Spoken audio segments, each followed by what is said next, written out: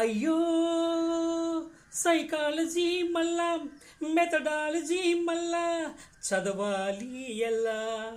అయ్యో లాంగ్వేజ్లు మళ్ళా మెచ్చెయ్యాలి మళ్ళా టెట్రాయాలి ఎలా. ఏ జాబ్కు లేని ఎట్టు టీచర్స్కు ఏంటి టెట్టు బిఎడ్ డైట్తో డిఎస్సి అన్ఫిట్. ఏమిటి న్యాయం లెక్క ధర్మం ఉండాలి పక్క టెట్ ఒత్తిడితో స్ట్రెస్ వలలోనే చిక్క.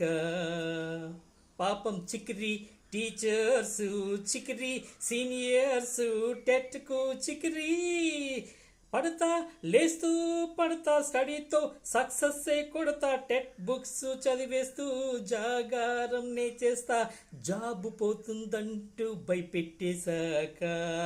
చిక్కిరి టీచర్స్ చిక్కిరి సీనియర్స్ టెట్కి చిక్కిరి. ఏ జాబుకు లేని టెట్టు టీచర్స్కు ఏంటి టెట్టు బిఎడ్ డైట్తో డిఎస్సి అన్ఫిట్.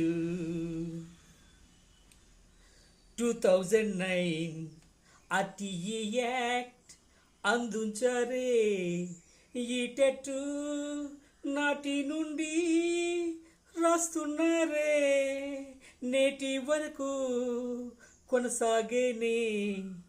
ఎవరెళ్ళారో ఎందుకెళ్ళారో జడ్జిమెంటు ఇచ్చేశారు టెట్ పాస్ సీనియర్స్ కూడా వాళ్ళంటూ.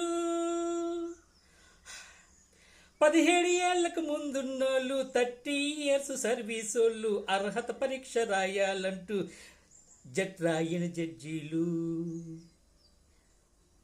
ఏ జాబుకు లేని ఎట్టు టీచర్స్కు ఏంటి టెట్టు బిఎడ్ డైట్తో డిఎస్సి అన్ఫిట్. ఏమిటి న్యాయం లెక్క ధర్మం ఉండాలి పక్క టెట్ ఒత్తిడితో స్ట్రెస్ వలలోనే చిక్క.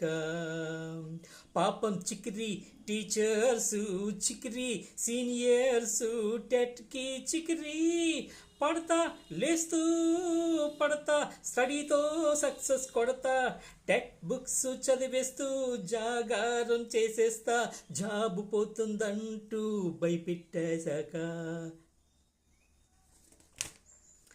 2009 ఆర్టీఏ యాక్ట్ 2010 ఏప్రిల్ 1 నుంచి అమల్లోకి వచ్చింది. కానీ అంతకుముందు అపాయింట్ అయిన టీచర్స్కు టీచర్ ఎలిజిబిలిటీ టెస్ట్ రాయాలి, పాస్ కావాలి, లేకుంటే ఉద్యోగం పోతుందంటూ లేటెస్ట్ తీర్పు ఇవ్వడం బాధాకరం. న్యాయాధిపతులు శాసన నిర్మాణ ప్రతినిధులు ఆలోచించి న్యాయవంతమైన నిర్ణయంతో 2010కి ముందున్న వారికి ఈ టెట్ వర్తించకుండా చేయాలని మనవి. గత చట్టాలు ఎలా ఉన్నా నేటి పరిస్థితికి అనుగుణంగా చట్ట సవరణలు చేయడం సమంజసం, న్యాయం, ధర్మం. ఆలోచించండి.